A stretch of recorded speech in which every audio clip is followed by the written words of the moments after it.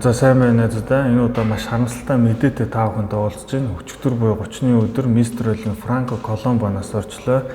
За түүний мэдэхгүй байгаа хүмүүст товч танилцуулгаад тэрээр бодибилдинг болон пауэрлифтингийн тамирчин мистер Олимп тэмцээнд төрүүлж ирсэн Арнольд Шварценеггерийн хамгийн дотны сайн найз юм аа. За тэрээр өөрийн төрөлх нутаг болох Италийн Сардиний арал дээр амьдардаг.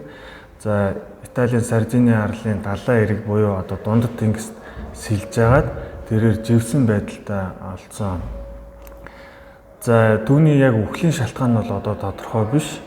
За энэ бичлэгээр бол түүний үхлийг ярих гайгүй Арнольд Шварценеггерийн түүнд бичсэн захидлыг та бүхэнд хүргэх гэсэн юм аа. Хүмүүс миний тухай тэр өөрөө өөрийгөө бүтээсэн гэж ярьдагт би дургу гэж чамд хэлж байсан. Чи яагаад дургу байсныг минь мэддэг байсан. Өнөөдөр би Арнольд болж чадсан шалтгааны нэг бол яах аргагүй чи юм. Гэхдээ яагаад чи гэдгийг би чамайг мэдээсэй гэж хүсэж байна. Бид хоёр анх Мюнхен танилцсан үеэс хойш бид хоёр яг гэмт хэргийн хамтрагчид шиг байсан. Бид хоёр нэг нэгнээ урагшлахад туслаж, нэг нэгнээ урамшуулж, хоорондоо өрсөлддөг байсан.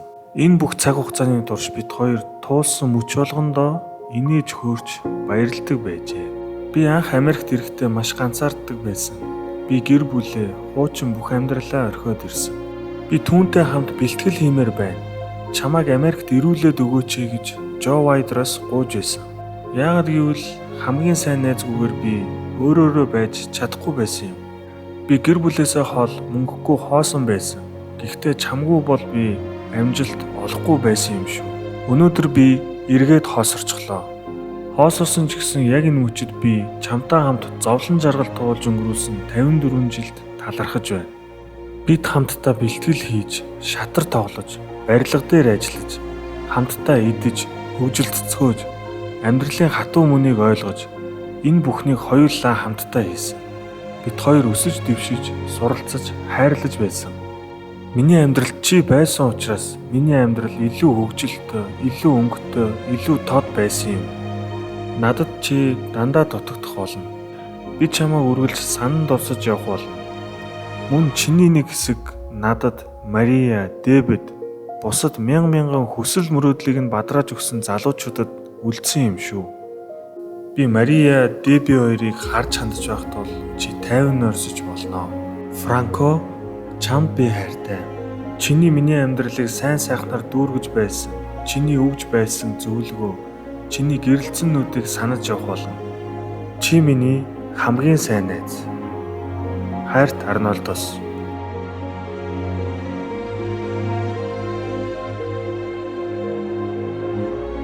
Франко Коломбо хороог орхихдоо 78 настай байсан. Хүн хэдэн ч настай бай хороог орхино гэдэг маш харамсалтай үйл явдал байдаг. Нөгөө төгөөр Франко маш сонирхолтой бөгөөд гайхалтай амьдралыг туулж чадсан гэж хэлмээр санагдаж байна. Тэрээр баггүй хөрөнгөтэй бизнесмен байсан.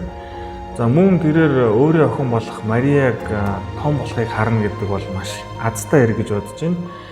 За хамгийн гол нь би юу хэлэх гээд байна гэхээр хүн болгонд ийм сайн найз байгаасаа гэж хүсэж байна. Хамтдаа зовлон давж гарan агуу түүхийг бүтээж хоёулаа үлгэр домог болж чадах найз.